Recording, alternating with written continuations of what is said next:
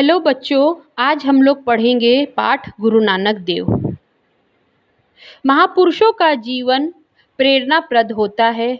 श्रेष्ठ बनने के लिए उनके बताए मार्ग पर चलना श्रेयस्कर रहता है। हमारा देश भारत जग प्रसिद्ध है। यहाँ अनेक संत और महात्मा हुए हैं जिन्होंने हमें सच्चाई के मार्ग पर चलना सिखाया। साथ ही साथ इन्होंने त्याग, तपस्या, परोपकार और अन्य मानवीय गुणों का विलक्षण परिचय दिया है। ऐसे ही एक महात्मा सिख धर्म के संस्थापक गुरु नानक देव जी भी थे। भारत भूमि पर अनेक संत पैदा हुए हैं, जैसे संत कबीरदास, संत तुलसीदास, रामकृष्ण परमहंस, महात्मा बुद्ध आदि। संत वे लोग होते हैं जो सत्य का आचरण करते हैं तथा आत्मज्ञानी होते हैं। ऐसे ही एक संत सिख धर्म के संस्थापक गुरु नानक देव जी भी थे। वे सिख धर्म के प्रथम गुरु थे।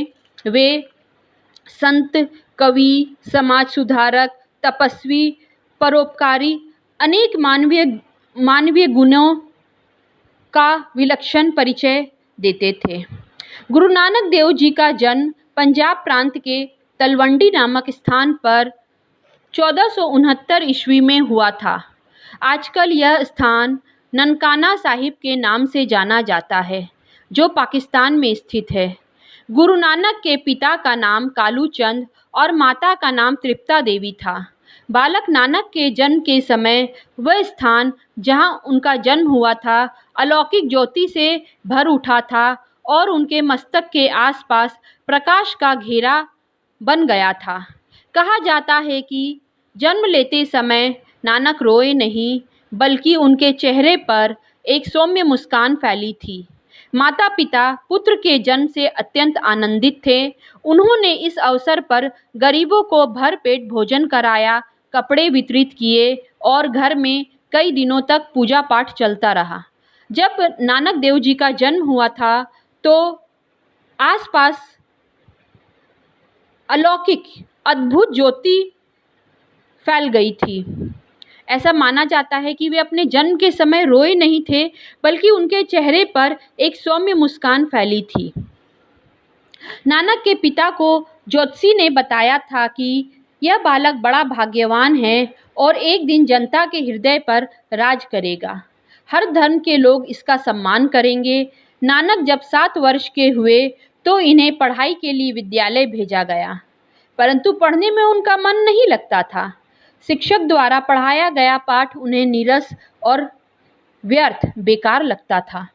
अतः उन्हें पिता ने पशुओं को चराने का काम सौंप दिया।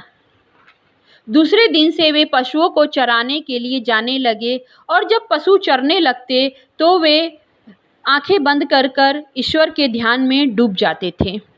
एक बार उनके पिता ने सामान खरीदने के लिए उन्हें कुछ पैसे दिए और नानक ने वे पैसे गरीबों को खाना खिलाने में खर्च कर दिए।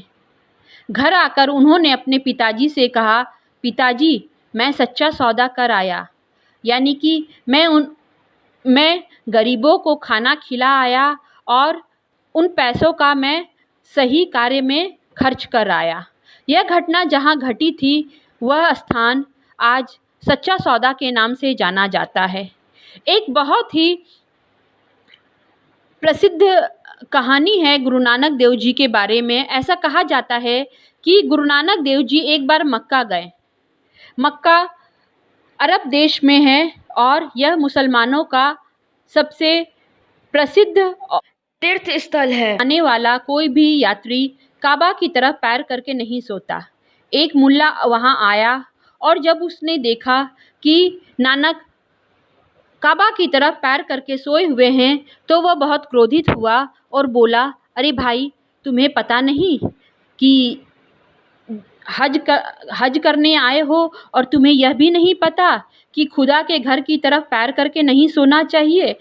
तो गुरु नानक देव जी ने बड़े शांत मन से कहा, अरे भाई, जिस और खुदा का घर न हो उस तरफ मेरे पैर कर दो। मुल्ला बहुत क्रोधित हुआ और उसने उनके पैर घसीट कर दूसरी तरफ कर दिए। यह क्या? मुल्ला मुल्ला के आश्चर्य का ठिकाना न रहा जब उसने देखा कि जिस ओर नानक जी के पैर जा रहे हैं उसी ओर काबा के दर्शन भी हो रहे हैं। यह देखकर वह घोर आश्चर्य में पड़ गया और समझ गया कि यह कोई आम इंसान नहीं बल्कि बहुत पहुंचा हुआ फकीर है और उसने क्षमा मांगी। गुरु नानक देव जी का उपदेश सर्वधर्म समभाव का है, यानी कि सारे धर्म समान भाव के हैं। भगवान ने सभी मनुष्यों को रचा है, वर्ण जाति और का भेद मनुष्यों ने बनाया है, भगवान ने नहीं। ईश्वर निराकार है, ओंकार स्वरूप है और प्रत्येक जीव में, प्रत्येक जगह, प्रत्येक प्राणी में, कण कण में प्रभु का वास है और हमें पवित्रता एवं संयम से रहना चाहिए तथा ईश्वर का ध्यान करना चाहिए। हमें परिश्रम की कमाई खानी चाहिए, परिश्रम ही करना चाहिए। गुरु नानक देव जी के उपदेश गुरु ग्रंथ साहब में संग्रहित हैं, जो सिख धर्म का प्रमुख धर्म ग्रंथ है।